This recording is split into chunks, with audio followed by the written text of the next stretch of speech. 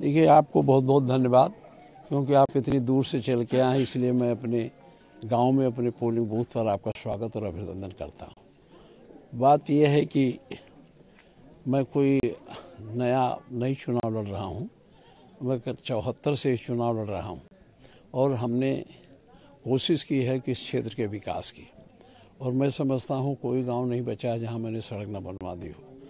लेकिन अब की बार, पिछली बार भारतीय जनता पार्टी की सरकार ने लोगों को गुमराह किया, लंबे लंबे वादे किए और एक भी वादा को पूरा नहीं किया। उसके बजाय इन्होंने महंगाई बढ़ाई, भ्रष्टाचार बढ़ाया, रोजगार पाए हुए लोगों को बाहर किया। जो लोग हमारे क्षेत्र से या हमारे ज़िले से, जनपद से बाहर दूसरे प्रांतों में जाकर के काम करते थे, कोरोना काल में उनकी बड़ी दुर्गति करी और वहाँ से आने के बाद भी उनकी आमदनी कम हो गई। तो ये जो हम लोगों का चुनाव है, यह भ्रष्टाचार के खिलाफ, बेरोजगारी के खिलाफ और इस सरकार द्वारा लगातार अन्यायपूर्ण काम करने के विरोध में हम लोग मैदान में हैं। और महंगाई को ख़त्म करना और लोगों को रोज़गार देना तथा लोगों की सहूलियत के लिए जो भी सुविधाएं हों देना, इस उद्देश्य को लेकर के हम लोग यहाँ चुनाव लड़ रहे हैं, वोट दे रहे हैं। एक चीज़ और आपको बताना चाहता हूँ, बड़े पैमाने पर वोटर लिस्ट में नाम काटे गए। एक एक गांव में 100-100, 200 नाम काटे गए। उसमें सबसे ज़्यादा नाम काटे गए हैं मुस्लिम के बजाय फिर यादवों के नाम काटे गए। और आश्चर्य यह है कि इसके पहले प्रकाशन में जो नाम निकाले गए थे, छपे थे, अंतिम प्रकाशन में उन सबको उसमें से काट दिया गया। इसकी शिकायत हम लोग आयोग को करेंगे। अब तो समय नहीं है, क्योंकि इन्होंने लिस्ट समय से दी नहीं। इन्होंने पहले ये कह दिया कि अपने यहाँ से प्रकाशित कर दिया, लिस्ट छपी नहीं थी डेट में। तो जो लिस्ट आई है अब, उस समय जिस समय ये छपा था और मिला होता तो गांव वाले अपना कंप्लेंट करके नाम जुड़वाते। इन्होंने उसको दबा रखा और दिया नहीं, इसलिए थोड़ी दिक्कत हो रही है।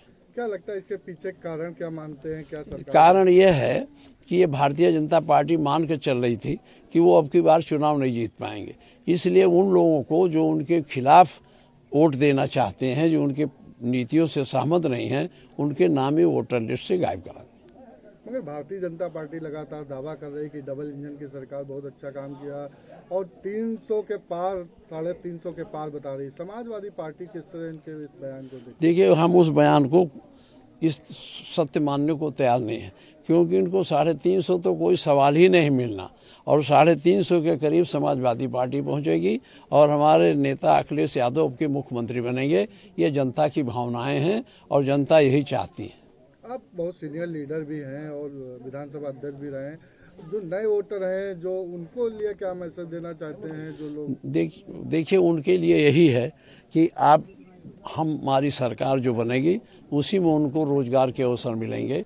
इस सरकार में रोजगार के अवसर नहीं मिलेंगे। ये तो संविदा कर्मियों को भी निकालने वाले हैं और सारे जो सरकारी उपक्रम हैं उसको ये बेच दे रहे हैं, तो सरकार इनको रोजगार कहाँ से देगी?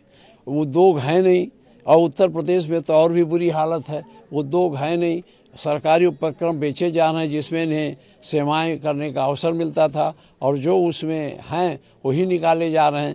तो सबसे बड़ी समस्या हमारे प्रदेश की नौजवानों की बेरोजगारी है, इसीलिए नौजवान पूरी तरह से इनके खिलाफ उठ खड़ा हुआ। तो क्या लगता है सपा विकास के मुद्दे पे वोट मांग रही है, जबकि उधर दूसरी पार्टी मंदिर और भी कई चीजें उनकी तरफ? देखिए, वो तो मंदिर, अब उनके पास कुछ है ही नहीं है। मंदिर का मुद्दा समाप्त हो गया सुप्रीम कोर्ट के फैसले के बाद। मंदिर ट्रस्ट के द्वारा बनाया जा रहा है, उसमें कोई उनका योगदान नहीं है। वो हिंदुओं की भावनाओं का शोषण करते हैं। मैं आपसे पूछना चाहता हूँ, क्या उन्होंने हिंदुओं के लिए कोई काम किया? क्या डीजल का दाम बढ़ा तो हिंदू को कम दाम पर मिल रहा है, मुसलमान को ज़्यादा दाम पर मिल रहा है? क्या रेल का किराया हिंदुओं को कम देना पड़ रहा है, मुस्लिम को ज़्यादा देना पड़ रहा है? केवल वोट के लिए नफरत की बात फैला करके ये हिंदुओं को भावनाओं का शोषण करना चाहते हैं।